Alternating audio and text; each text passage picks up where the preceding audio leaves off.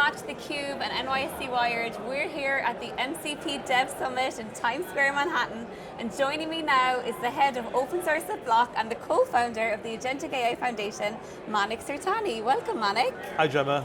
So we had a short conversation there off camera about just how crazy and exciting and I guess confusing this moment is in tech, right? Yeah. You have been at the center of this entire open source world for quite a while. Yeah. Maybe start with your work at AAIF and talk to us a little bit about how that came to be and I guess really the moment you've arrived at here today. Yeah, I mean, it's got a great origin story, like I said. It all started with Goose, actually. So Goose is the open source agentic framework, I guess, that Block created. We created it, oh God, it was late 2024. It was a skunkworks project internally. We were playing around with it. It wasn't open sourced yet at the time.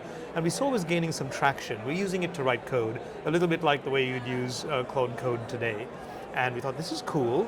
People are finding it useful. It was all based on MCP and plugins and extensions. So I think we should open source this, see what the community will do with it. And they did. In January 2025, we open sourced it, released it to the community. It took off, like wildfire. Wow. Loads of people started downloading it and using it, adding to it, extending it in ways we couldn't predict. And it was great. Even some of the things we do with Goose today internally, like we use it to work with Figma for designs, all that stuff came from the community. We use it to work with Google Drive for calendars and docs. That stuff came from the community as well.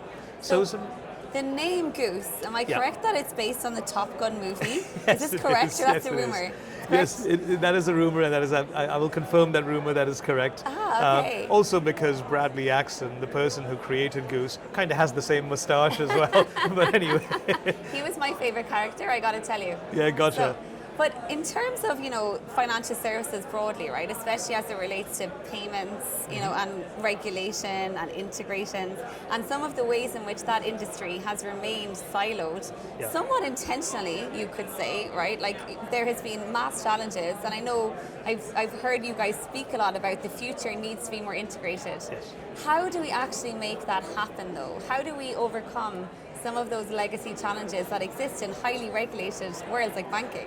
Yeah, so I mean, Block's very good at things like that. They're very good at experimentation and pushing boundaries. And I'll just talk about open source, for example, as one way we do that, right? Like, open source is deeply woven into Block's DNA, and we would think about the developer community first before anything else. We open source a lot of our work. A lot of our work's built on open source. And like I said, Goose is an example of how that started and how that led to the Agentic AI Foundation. Like at some point we realized Goose is going great, how do we expand its reach even further in the community? And the foundation's the right way to do that. And I got wind of the fact that David Soria Parra at Anthropic was thinking of the same thing with MCP. I reached out, we had a conversation, we realized we were very aligned in how we were thinking about what we wanted from the foundation. And we kind of said, instead of having two separate foundations, let's just do one together. And joined hands, and that's sort of the start of it.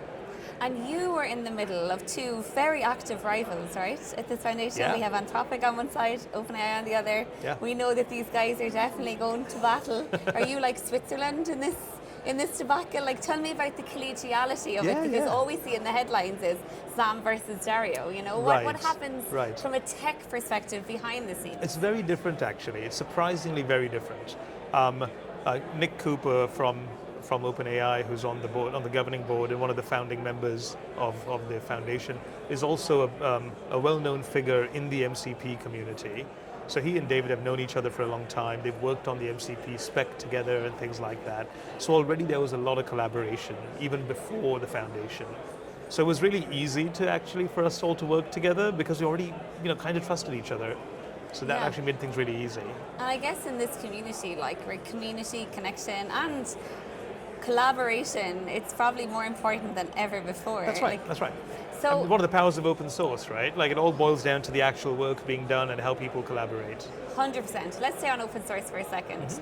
So we were joking earlier that if you look at the back of the attendee badges from today, the Wi-Fi password's Linux 1991, right? Yes. That is a long time ago. In the world of tech, it feels like it could be centuries ago if you think about what's happened in that space of time, especially from the perspective of open source.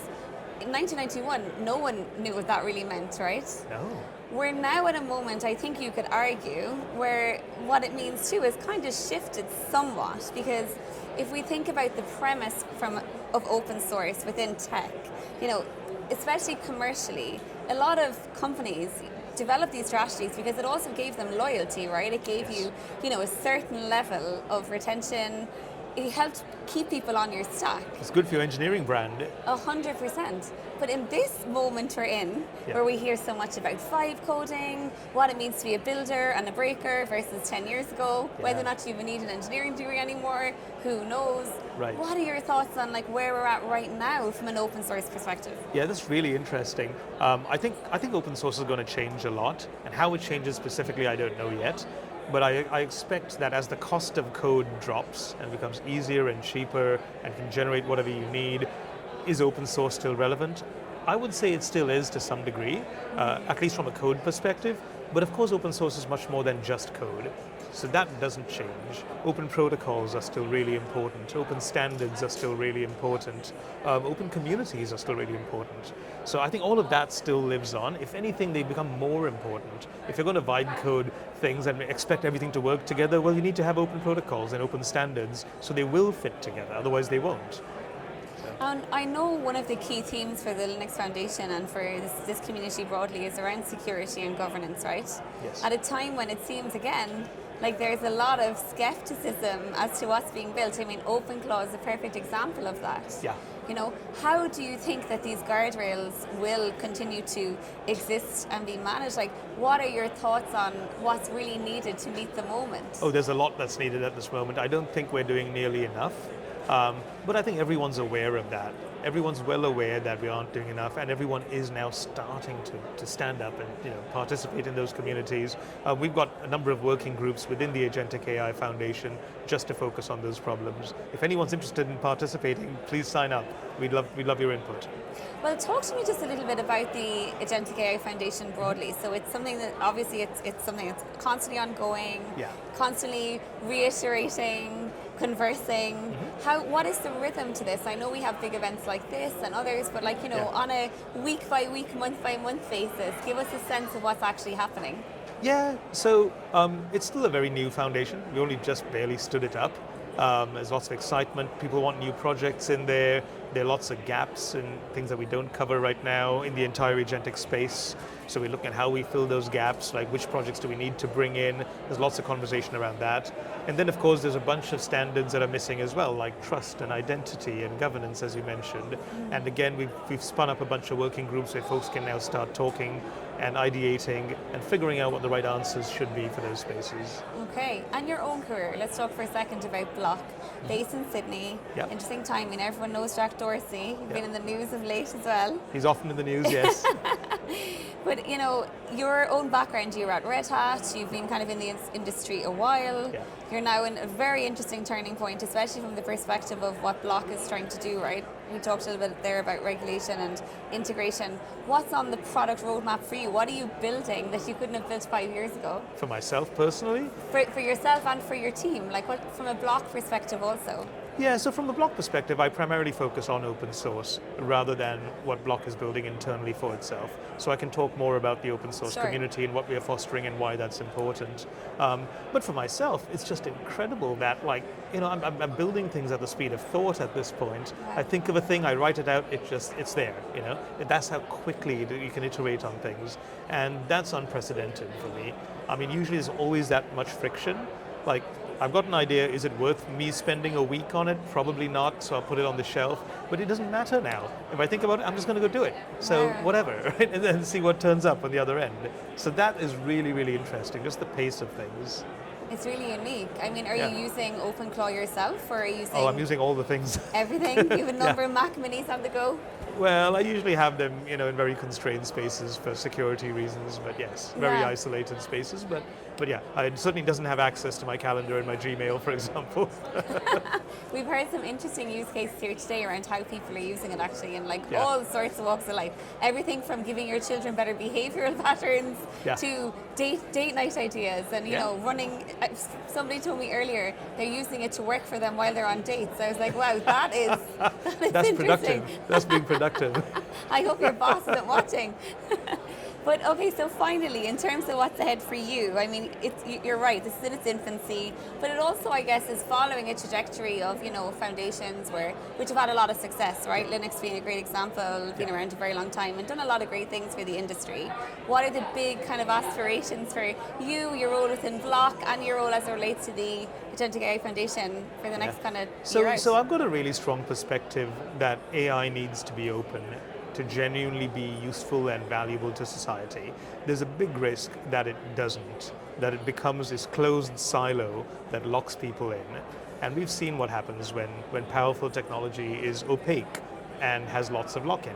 Social media being case of point, Sure. right? And all the dangers that happen there. You can't switch out easily. You can't take your data with you. There's no transparency as to how your data is used. You can't say, I don't like this part of the stack and I want to swap it with something else.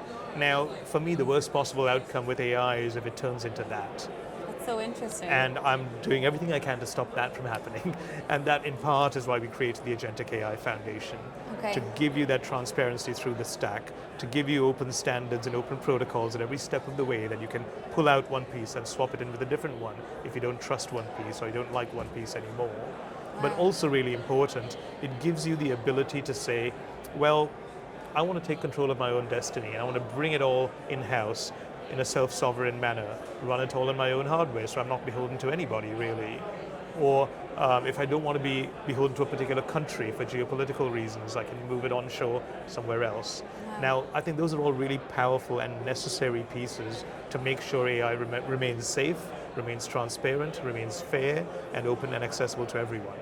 Now, we've seen that model work before. It's called the internet. Yes. The internet works exactly like that. A series of open protocols. You can mix and match one component with another without thinking too hard about it. You can take your emails with you if you decide to quit Gmail and move to a different provider, right? You're not locked in.